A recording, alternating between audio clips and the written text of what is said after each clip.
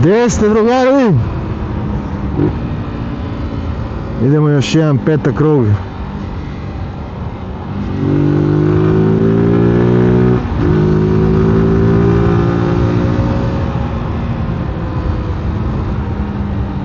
Šta je ovo, ljudi, bre, petak je, evo. Don't feel the ripper.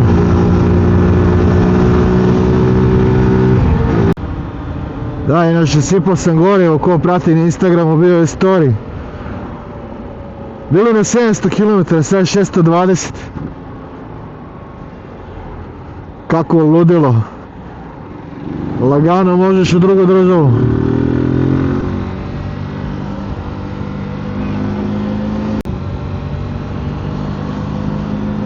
Petak, 2 točka, gorivo ispod nogu.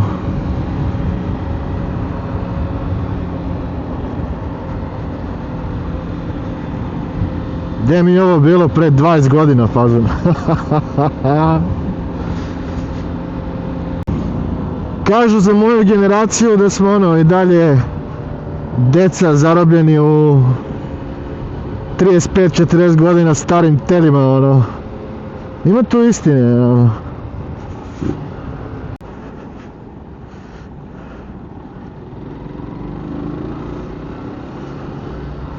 Lura. BG Lura. Ko me prati na Instagramu i TikToku ili video možda short, ja mislim da sam stavio YouTube short, ali uglavnom ušao sam u malo veći rizik nego što sam hteo da uđem. Na autoputu, klasika, ono, iz trake u traku, i desi se to da sam ušao u makaze između auta desno i auta levo. Auto levo se iz nekog razloga prestrojavao iz skroz leve trake u skroz desnu i isključenje, ono, totalno promašeno. Ubacit ću klip i ovdje.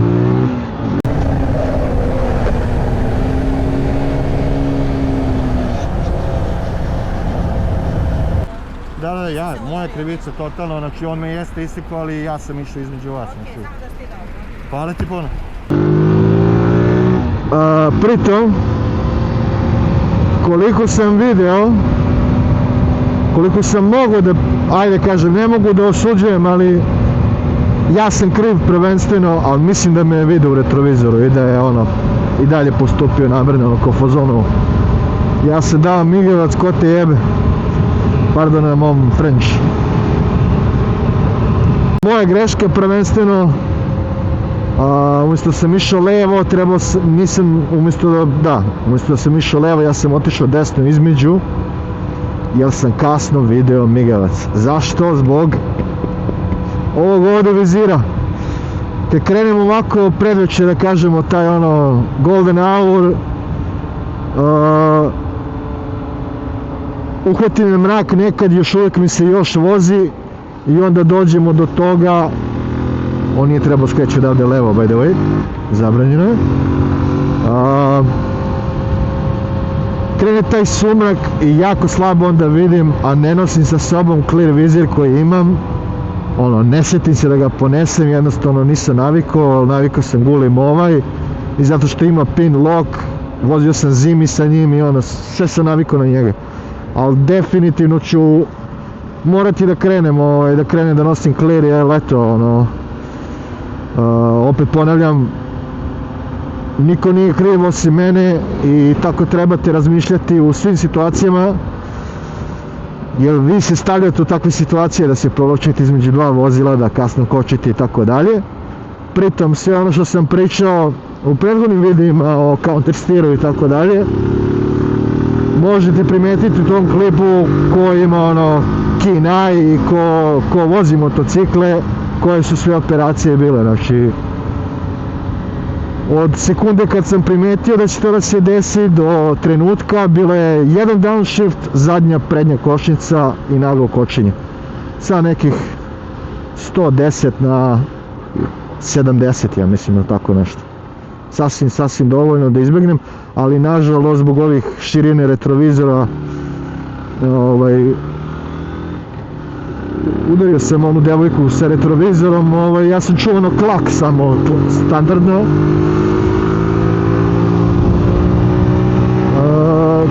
Klak standardno, ali bukvalno ni meni ni njoj nema ni ogrebotine, tako da ono, još jednom srećan. Ne znam, cijela ta moja filozofija je ono, ne treba se plašiti. Strah je zdrav, kao ono, mentalna kočnica, ali mislim da neki određeni ljudi imaju ono, pa previše straha i voze u strahu i onda nekako i privlače to, te loše stvari, ono, da ih ljudi seku i tako dalje, da se svašta nešto dešava. Ja se najsigurnije nekako osjećam kada vozim tu neku svoju vožnju. Dobro, vidio me. Gledam u retrovizoru da li će da stane sa mnom ili će da me zgazi.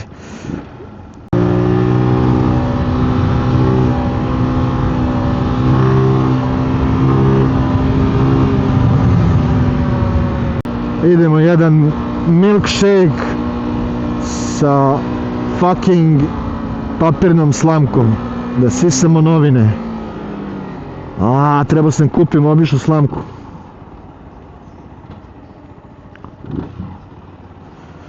Trebao sam, nisam.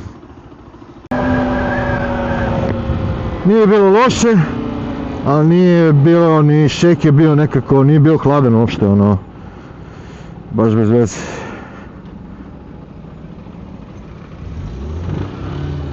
Hvala! Gdje si, breze? Kružni tok, crveno svetlo. Minut, da. Pa dobro. 125. Da, izgleda veće, da. A zato pogledaj ovo. 615 do pumpe, 407. Kako ti služi, si zadovoljan? Top.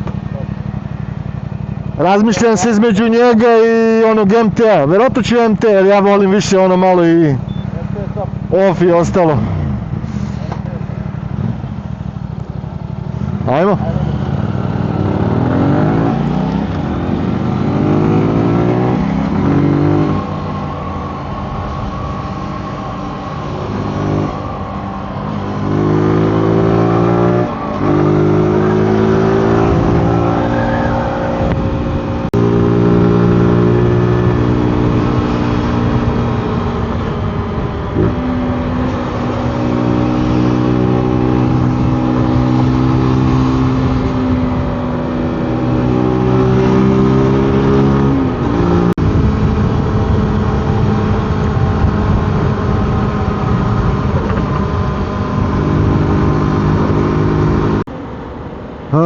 Da se vratimo na onu, mislim pričamo mi ovako u mikrofonu, u kacigu, totalno ono, bez nekakvog plana, ali da se vratimo na temu koju smo započeli, a to je,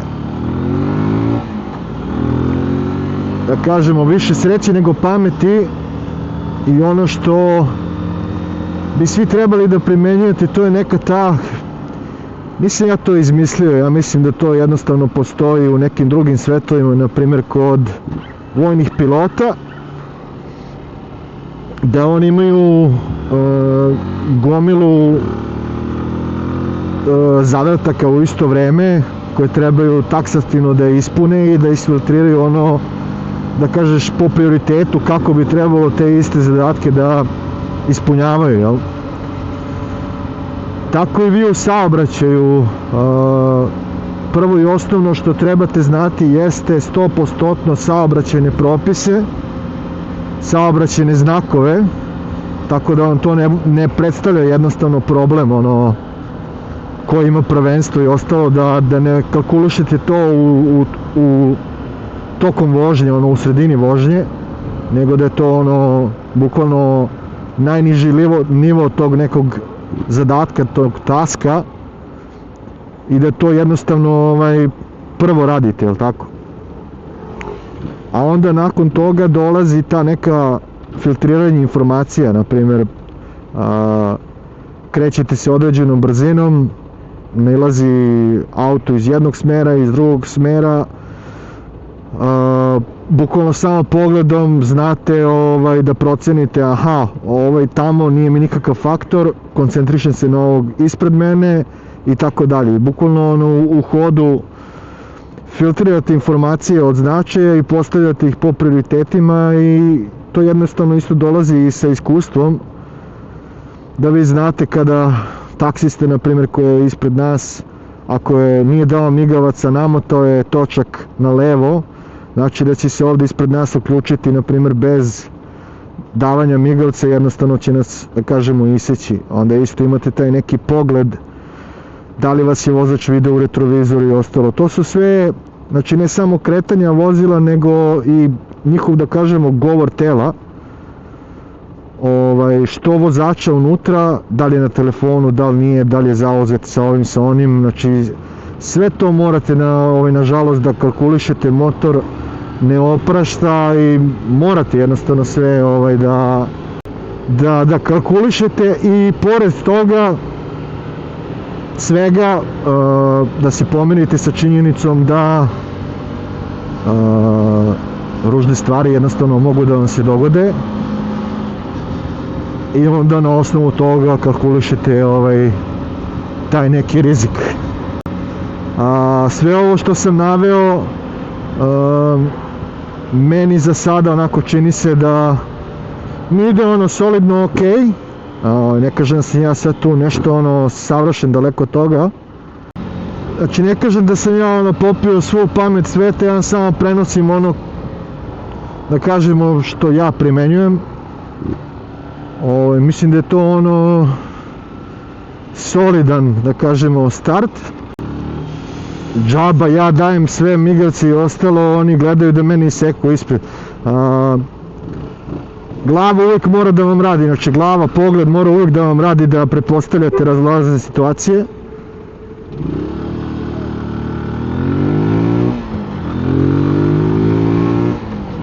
A onda nakon svega toga potrebno je malo sreće da se ne zadesite u univerzumu u takvim situacijama, i naravno brzina.